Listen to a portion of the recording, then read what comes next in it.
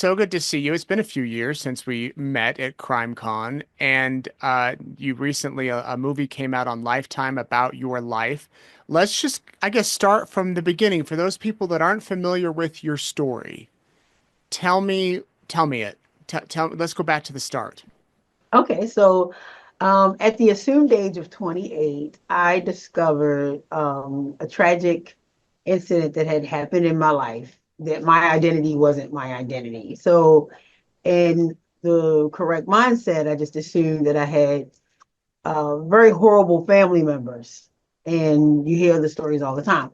So, unfortunately, the more I dove into what had actually happened, I was actually abducted at the age of 1 in 1968 and brought to Baltimore, Maryland from New York.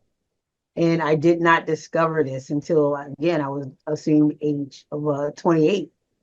And it was so alarming to me that every family member, friend, associate was in denial. Like they knew and never disclosed the information ever. So they watched me go through horrific child abuse, mental, physical, sexual, emotional abuse, and no one did anything. Absolutely nothing. Oh my gosh. Okay, so there's a lot there. You're Yeah. abducted at age 1. Who Yes. abducted you? So it was a lady who I just assumed just when they say hurt people, but I never knew anything about her childhood, even though I was raised by her. And I just couldn't imagine. But this woman literally stole me from my family. Did she know you guys? So I'm still, a lot of things are still unfolding because this is relatively new. This was I've been missing for over 50 years, but I've been in the works of discovering this for the last 20, and some things are just coming to light.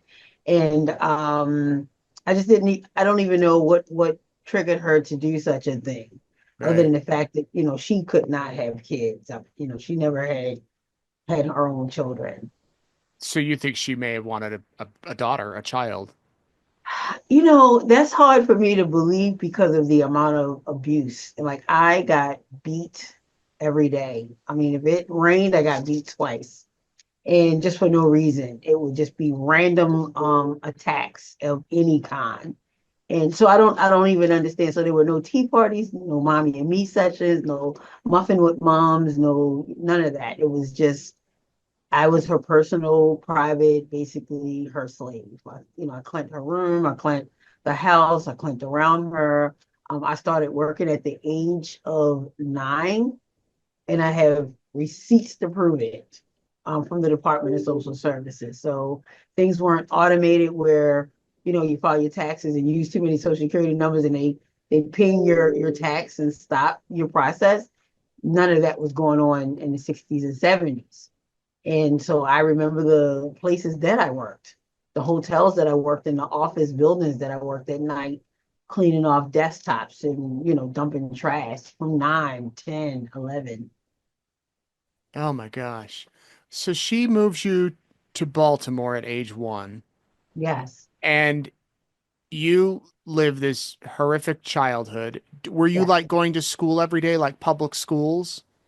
Yes, yeah, I did. I went to all of Baltimore City public schools and actually graduated in 1984. And that was one of the key pieces that helped me pull my story together. Is because when I never had any documentation, I've never saw a birth certificate or a passport. And Mhm. I said, oh, wait a minute, how could I move around? How could I get, enrolled in school? So I contacted every municipal that I could imagine. I'm talking, Department of Social Service, Department of Education, baptismal papers. And the dates started coming in, and there was so many inconsistencies, with the documents. The dates were 1966, 65, 67. My last name was, Rodriguez. It said I was Hispanic. So, my mindset, I was like right at the edge. It never tumbled over, but I was right at the edge of feeling like I was going to be insane. Like my I can't, whole world just started spinning around me. Everything that I heard being abused, when they say they're going to kill you if you say anything, you're going to die. To wake up as a child and think that was the day that you were going to die is one of the most horrifying things to endure as a child. In a time that you're supposed to be really enjoying your life under care. And, at an early age, I would wake up in fear that that would be the day that I would die. Mm. Oh Yeah, my. it's pretty Did this bad. woman have other kids? No, there was only myself. Just you. And did she have a partner? No, so she didn't get a partner until later in life. And I think I was around 8 years of age when she met this gentleman, and he assumed that she had given birth to me, that she was my bio mom. So, Hmm. they were trying to, have a child together and, build this wonderful family. He was going to try to adopt me as his own, and he never knew. And until years later, when they were divorced, I'm talking 15, we ran into each other and he told me what he learned later, that he did not know anything about what had transpired with me during the course of their marriage. Mm. So Yeah. you're calling her mom Yeah. and she's introducing you as your daughter, enrolling you in, as her daughter, enrolling you in school. It comes time to graduate, and you're trying to gather documentation to advance your life. Well, I Yes. guess she was able to enroll you in school without birth certificates, without any social security card, things like that. She somehow it worked. Back in the day, it wasn't as required as what the requirements weren't the Yeah, same. So I think it was more of the, oh, go ahead and enroll her. Bring it back tomorrow. All the kids are in class now. Let's get her going. It's only kindergarten, but then after kindergarten, it goes to middle school and it goes to high school. So they just roll your paperwork, your enrollment process right, over and transfer it to the next school. right. And when you look at it, even her name, so she became an alias. Like, so she had four different names, four different dates of birth, two different origins of where she was, born at. And again, those things weren't discovered to me until, like I said, I was in my 30s at this stage once more additional paperwork came in. Wow. So what'd you do after you graduated high school? Unfortunately, I confronted her and said, hey, I'm 18, I got a high school diploma, I'm working, I need to do different things. And that day I got another beat down, like of my life. Like I literally, I don't want to go into details, but it was a horrible experience. And sure enough, I ran away. Mm. And not thinking, with no protection, really didn't have any guidance growing up, no support. I went to Florida and fell into the wrong hands.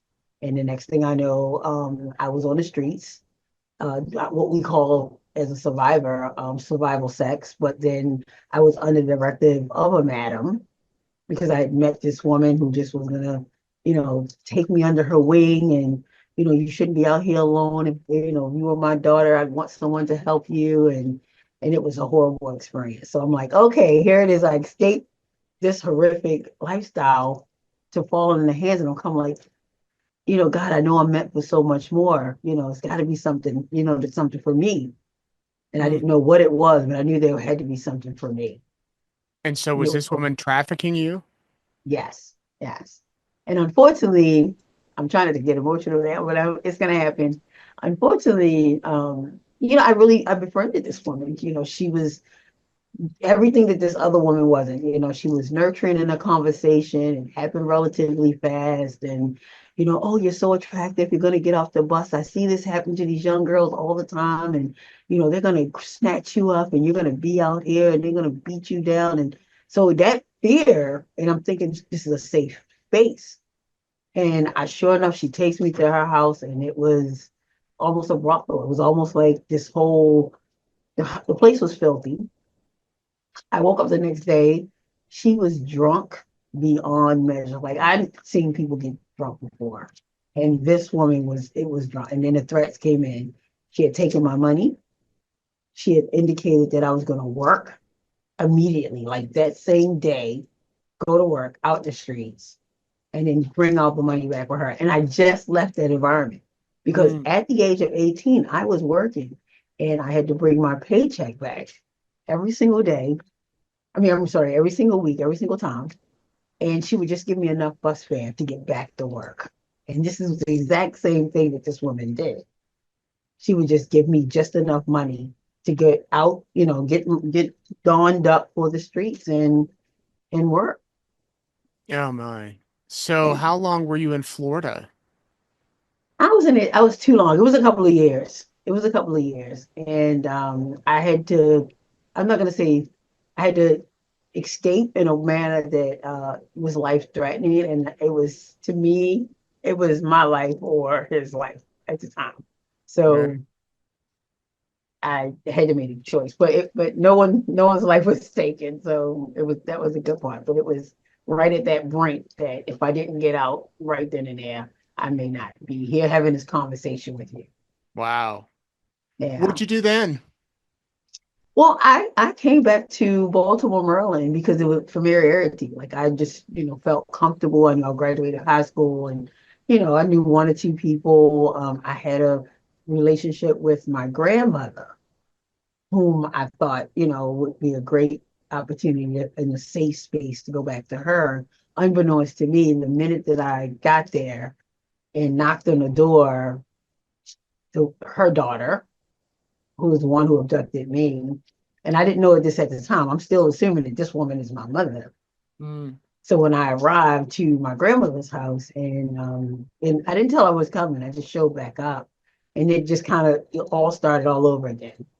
Oh, you were out in the street, you couldn't survive, now you're back, think that again, it's going to start back over. Like we almost picked up where we left. Years had passed, and she was talking to me like we were going to pick back up where she left off. Yeah, wow. yeah, Okay, so you're what, mid-20s at that point? yeah. I mean, I was closer to like 23. I was closer to Okay. 20. Yeah, I was close to 23. So it Eh, was just really hard. I think the most devastating part was too is that I was sexually assaulted by too many people in her family, and one of the men was staying at the house with her mom. So me moving back in, it was just like, and of course I'm in the same situation, no place to go, absolutely no money. It's like, what do you do? In this kind of environment. And when people always say to victims, when they say, why did you didn't leave? Or, why did you stay if it was so bad? Each case is different. I've learned because of the advocacy work that I've been doing over the last 20 years. You're paralyzed. You're going through a thought process. You're looking for like your next move if you can move. So that my choice at the time was, I'm in Baltimore City. Do I want to go live on the streets? right. Yeah, So if you don't have money, if you don't have resources, right. where are you going to go and how are you going to get there? Right. And I didn't want to continue what I was doing in Florida. Right. That was to me, I left it. Walked into that there, I walked out of there and it should have stayed there. So yeah, did it cross my mind to do that once I got back? Yes, it did. But fortunately for me, I was able to find employment and that was a whole nother thing. So I was basically scaling and flying under the radar for years because every job requires documents. They require a birth certificate. And I'm sitting here praying every day, like no, they're not gonna ask. They're not gonna ask. Well, when they do inquire, I can say, well, I filed, it's in the mail, I moved and I came back, and I got to do a change of address. So I played the game and lived under this fake identity. I'm still, as I'm speaking to you, you're calling me Monique Smith. That is the name that this woman gave me. The And woman I that can't, abducted you. yes, it's not my bio name. Nope, that my biological mother gave me. Now, And let's remind everybody that this is back before there were like accessible DNA tests that you could do in the mail, before the internet, before, you could Google search things. Uh, exactly. so what you're flying under the radar doing these jobs. At what point did you think there's got to be more to my life? Like this isn't adding up, that this isn't my mom. How did that all come together? So by this time, I'm employed and I'm working at the largest institution known in this country, John Hopkins. And I'm a mother of two. You don't need to have a birth certificate to buy a home. So I bought a house. And my son, by the time I'm on my second home, he indicates that, oh, he's top in his notch of Taekwondo. And he has a chance to go to a temple, Shaolin temple in another country. And I'm like, I can't even prove my kid is my kid. So unbeknownst to me, I'm actually falsifying my kid's birth certificate with this fake name. I didn't even know at that time. But what drove me to it was I confronted her again saying, hey, where's my paperwork? I got kids now. Give me something, give me something. And that's when so I got to go back. That's when the paperwork was, looked into. Is that once I realized that I couldn't even prove really like wholeheartedly that my children were my children. And that's bizarre. That's impressive, though, Monique, to go from, the streets of Florida, moving back to the abuser's home to the point where you get a job at John Hopkins and you have a home, your second home that you're buying, and two Yeah. children. Yeah. I That, was desperate. I was a little kind of desperate because all my friends were going to college and everything I would have wanted to go to college for required you to be licensed, bonded. I knew they were going to ask for certain paperwork, so but you didn't have to have that with opening a bank account and buying a home. Now it's a little bit different. But it was really, really easy for me to do. So I kind of had to replace I always had to replace the things that I couldn't do with things that I could do. yeah. So you Yeah. confront her and say, I need this stuff. And does she flat out say, I don't have it. I'm not your mom? How did that back and forth go? So the conversation went, hello, I'm finding out some weird things about, this process, who am I? Where's my paperwork? And she just went, I mean, she just went in on me like she had never gone in before. I did this for you and I did that for you and I did this for you. And she just went in and she said, you know what? I'm sick of addressing this BS with you. And I'm going to go to my grave before you learn anything. Mm. So then and there, I just kind of went on a multi-state search. Like you said, the DNA is out. So I put it in ancestors.com, 23andMe. I know you know what NamUs is. NamUs is a national organization that takes the DNA from bodies that they find in abandoned homes, under park benches, crime scenes where nobody wants to be associated with the individual. And it's a portal. And I just started doing any and everything. And I contacted the National Center of Missing and Exploited Children. And they were like, what? I said, I'm a missing kid. And it was like, ma'am, we don't understand what you're saying. I said, well, you find children. And I think this lady who raised me stole me from somewhere. Like all the paperwork is bizarre. And I'm hearing these comments from her family members like, you're not my niece anyway, and she's not your mother anyway. And something's going on. It took them 2 years, but I'm actually missing child number 1201298 on a national registry of missing and exploited children. So to me, I was making grounds, but I wasn't getting anywhere because I kept searching for Monique Smith. Monique Smith. I'm all over New York and Chicago. I'm all over the place. Filling out applications, trying to get for Monique Smith. It didn't dawn on me until my mid-30s that I was looking for paperwork on a person that was a fake person. It was an alias. And it I just can't it I just can't even didn't know. imagine that. I can't even imagine like where you would start and who you would contact. And I mean, you don't know really who you are, like, on paper, on documents. So On where document. did that search lead? Well, it led me to after the National Center of Missing Exploited Children. I, did the DNA. There were no hits at that whatsoever. Two things that the National Center of Missing Exploited Children does, as well as another agency, is that they take your information, obviously, and they store it in a database. And then on the anniversary of you submitting the information, any loved one that you're looking for, they put it in a portal. So mine would have been African American, female, age, range of 1, 2, 3 at the time, and still there was no pain whatsoever.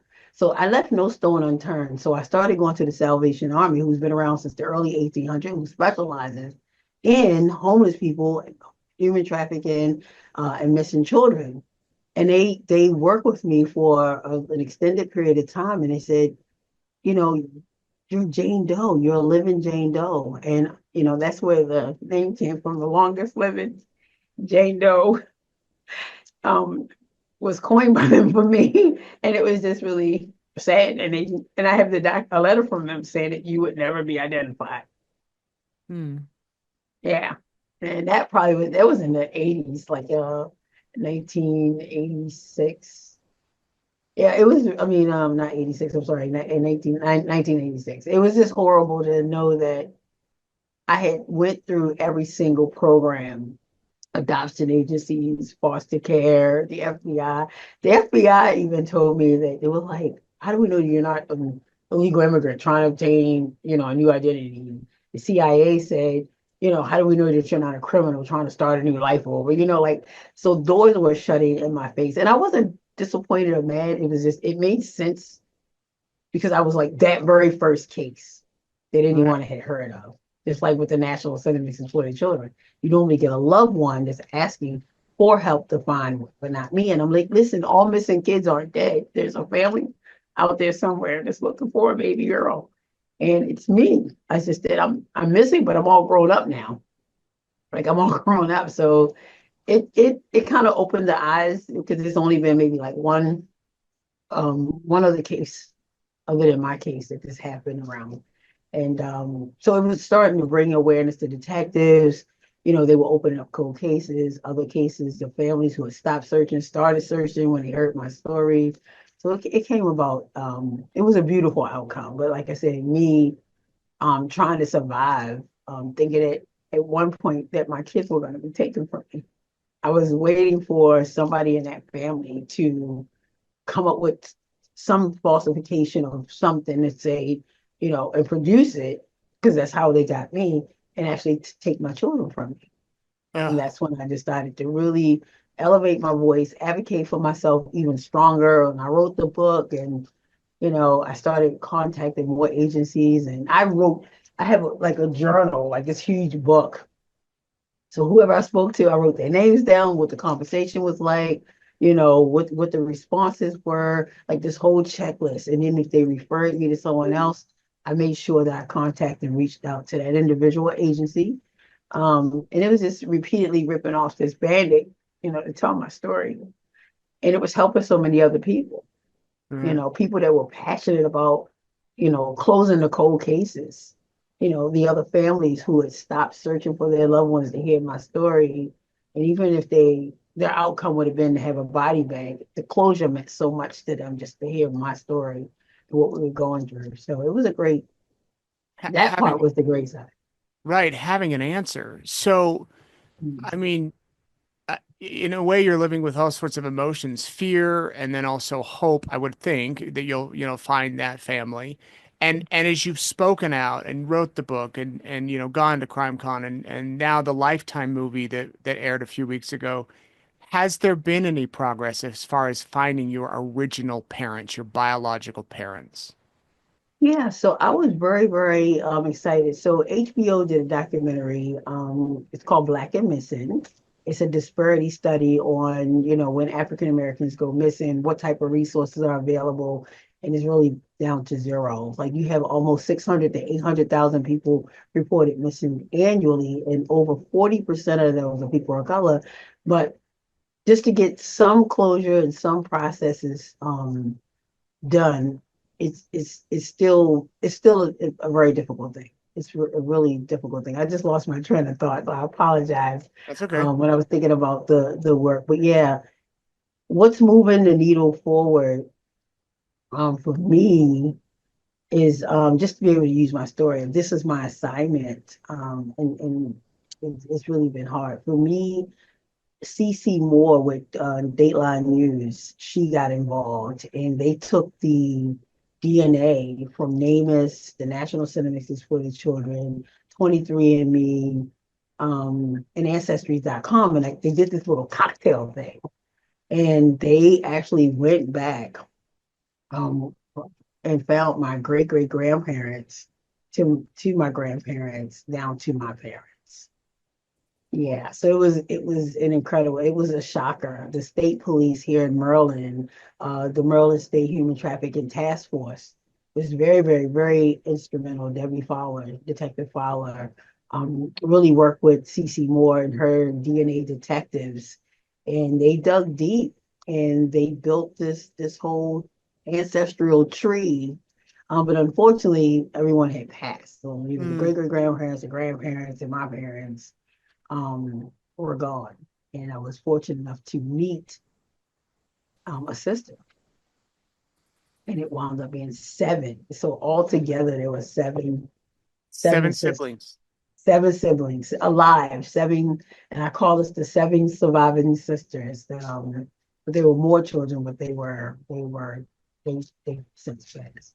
So seven, all women, all girls, seven sisters. All girls, over 50, over 50. That's why I call this the seven surviving sisters. Yeah. And did the same, what happened to them? I mean, were they all raised together, the other six, or do you know? No, yeah. So from my understanding, I can't reveal or share their personal lives, but Right. I know we all met together. My mom did pass at the age of 34. She Oh, died of a heroin overdose. And what I feel is she was a teenage mom, throwaway mom. She had no sisters and brothers.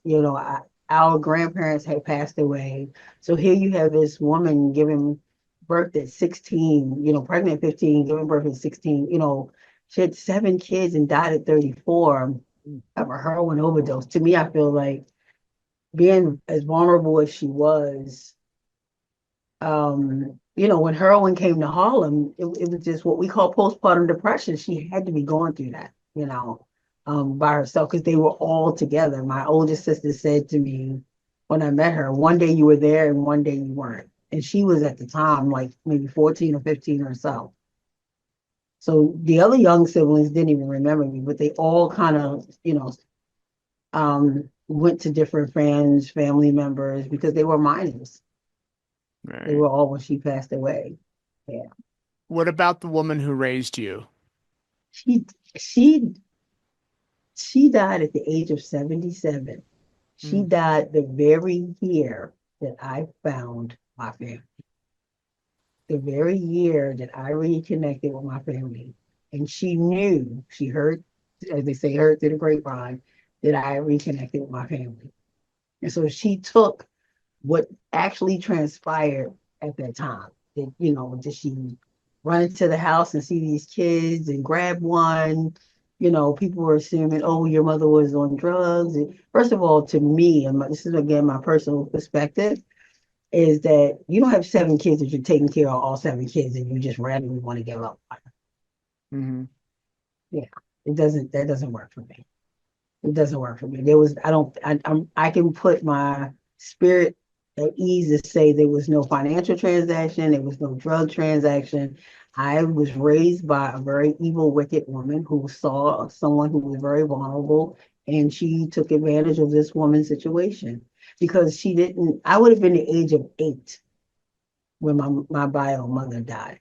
So to me, Wow. this woman had plenty of time to have a conversation with me like, oh, well, I couldn't have kids and we met and we had tea and she offered me one.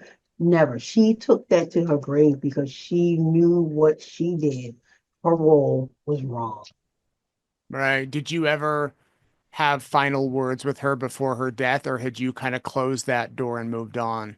I closed it the minute that she said I would take it to my grave. And that would have been probably in 2009. I remember it was in 2009 that when she said that. And the reason why I wrote the book is because it was my small voice trying to tell the masses that all missing children are dead. I know I'm missing. There's a family out there and what this woman did, but I need the world to help me. And so I could have told my story and put in a safe deposit box for my children, but I feel like how do I help elevate humanity with hope because I'm here, I'm healthy, I'm alive, I'm a mother, and it meant so much for me to give my real legacy, my real identity to my children, and that's why I did the book, and it's been very successful. Like I said, a Lifetime picked it up and they did a 2 hour adaptation of the book. I am the ancestor. I am the ancestor. And I was adamant about all the names that you wanted to give me. At the end of the day, no name matters. It's just that the role that you play. I'm living the story that I told. I Am the Ancestor is the name of the book. And what was the name of the Lifetime movie? Same? Not My Family, the Monique Smith story. Not My Family. Monique, did you ever think about changing your name, giving yourself a new name? Well, I was very fortunate that the local media here in Baltimore, Maryland, investigative reporter had heard the story before Lifetime. They had heard the story and they were fascinated. And they said, this doesn't make sense that no one has ever helped you.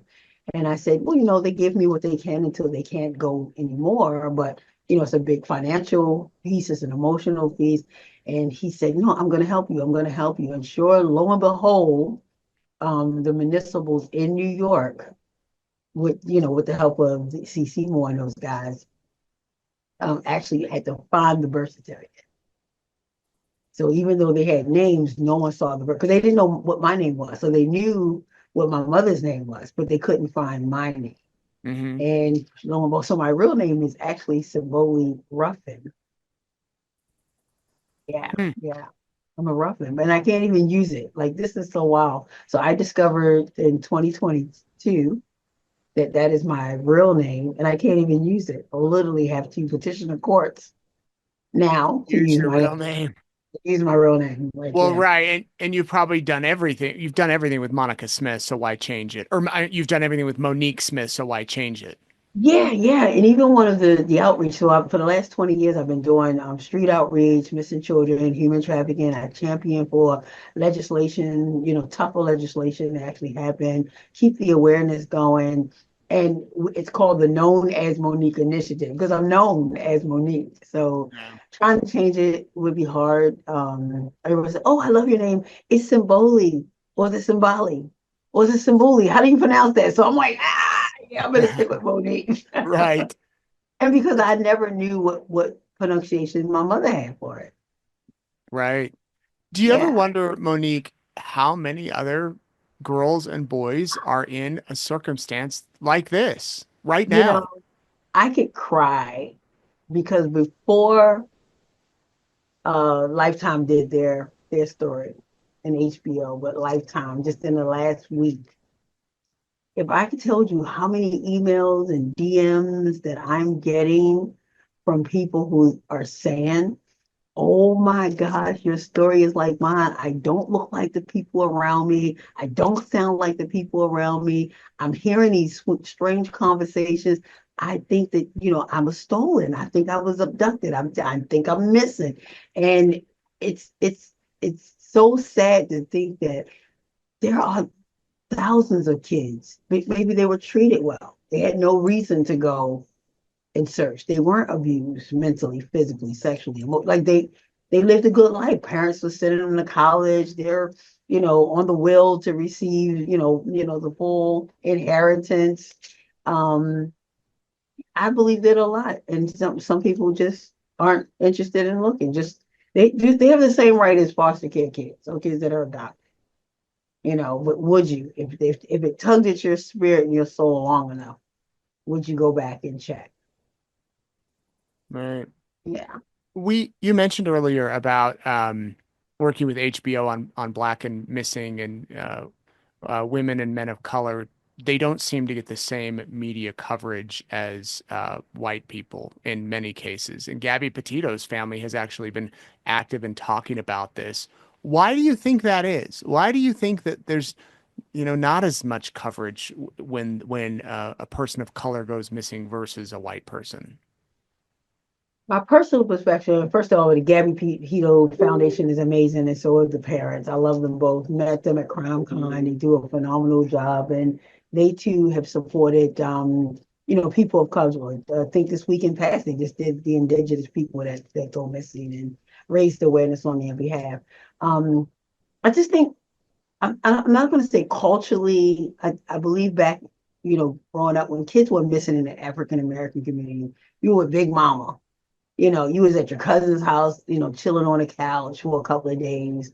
It was a bit different than, Caucasians. I just think, and they call it. There is a slang called white woman's syndrome. That when a white woman goes missing, the whole world comes out. Godivados, helicopters, scuba divers. Um, and I really can't put anything on it. We've done the studies. We just know that there's an imbalance. We know that the disparity study is way off.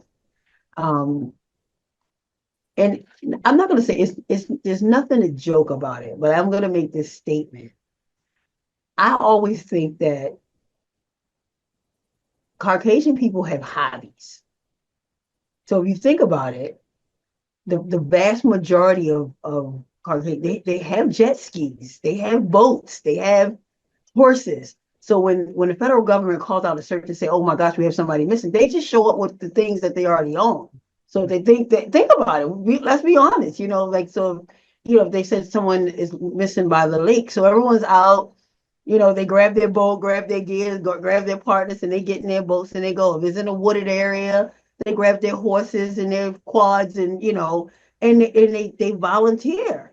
So in the African American community, inner city, or I'm not going to say in rural areas, when an African American person is going missing, how many African American people are going to mount up on horses or mount up and load their boats? And so I'm playing this weird thing, and I probably shouldn't because it's really insensitive. But when I really think about it, and if it doesn't make sense to you, a thought process that would make sense to you, I honestly think that that's what happens.